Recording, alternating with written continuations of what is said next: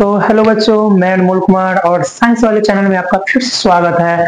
और हम लोग अभी कंटिन्यू डिजीज पे ही वीडियो बना रहे हैं। जैसे कि मेरा 2 डिजीज कंप्लीट हो गया है, एक टाइफाइड और एक था मेरा पोलियो। आज हम आप लोग के बीच डायरिया के बारे में बताएंगे कि डायरिया होता क्या है। सबसे पहले हम लोग देखते हैं बच्चों डायरिया के बारे में। डायरिया को हम लोग दस्त भी बोलते हैं। डायरिया को हम लोग दस्त भी बोलते हैं, लूज मोशन भी इसको हम लोग यूज करते हैं बोलने में। सभी विकासशील देश में डायरिया फैला हुआ है। सभी विकासशील देश में क्या फैला हुआ है? डायरिया। क्यों फैला हुआ है? क्योंकि डायरिया जो होता है, जो क्या बोलते हैं, वायरस वगैरह के कारण भी ये फैल होता है। ठीक है, इसमें बार बार पतला दस्त होता है। डायरिया में बच्चों बार बार क्या होता है? पतला दस्त होता है। Very good. हाँ, जो साधारणतः 24 घंटे से ज्यादा समय तक रहता है। जो इसका जो होता है डायरिया में, जो बार बार दस्त होता है, जो साधारण कितने 24 घंटे से ज्यादा समय तक इसमें होता है। उसके बाद प्यारे बच्चों देखते हैं, यह आंत को संक्रमण से होता है। यह आंत के संक्रमण से होता है। बच्चों फिर से इसको देख लेते हैं, जो डायरिया होता है यह किससे होता है? यह आंत के संक्रमण से होता है। किसी को डाउट? चलिए, वेरी गुड। आगे देखते हैं, डायरिया के होने का अन्य कारण क्या है। हम लोग देखते हैं डायरिया के बहुत सारा अन्य कारण है, लेकिन हम लोग अभी 2 कॉमन दिए हैं, जिसमें कि दूषित भोजन।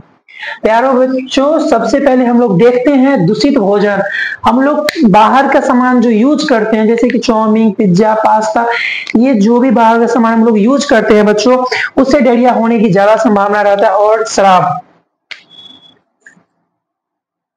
हम लोग डायरिया का लक्षण देखते हैं,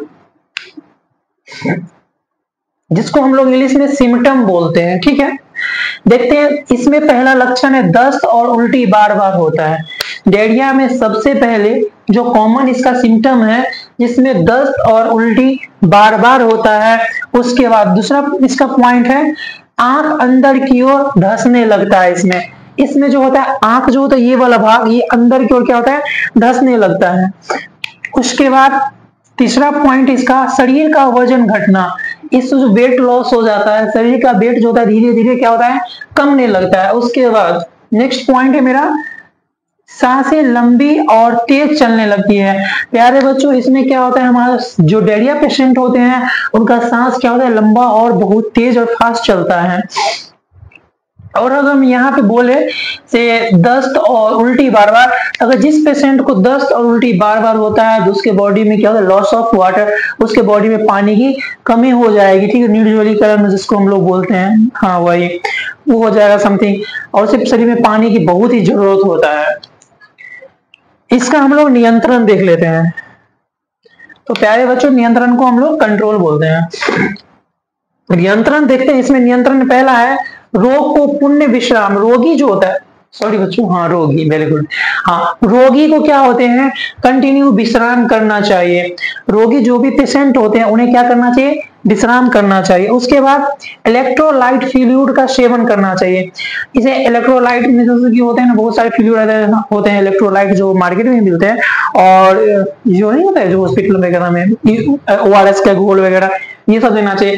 हम लोग बच्चों इसमें ORS के घोल और फिर नारियल पानी भी हम लोग दे सकते हैं, क्योंकि उसके बॉडी में पानी की कमी होती है। तो उसके बाद कच्चे केला उबालकर उसमें हल्का नमक मिलाकर अच्छे तरह से मथकर सेवन करना चाहिए। जिसको हम लोग मथकर जो बोले, उसको हम लोग अपना गांव की भाषा में से हम लोग यूज जो करते हैं, ये जैसे चोखा वगैरह, सन्ना वगैरह होता है, मथ के उसको, और उसे हम नॉर्मल यूज करेंगे। ठीक है, तो आगे चलते हैं बच्चों। जैसे रोकथाम, इसका रोकथाम देख लेते हैं बच्चों। इसका रोकथाम का पहला पॉइंट है, हमेशा शुद्ध एवं पेयजल का उपयोग सेवन करना चाहिए।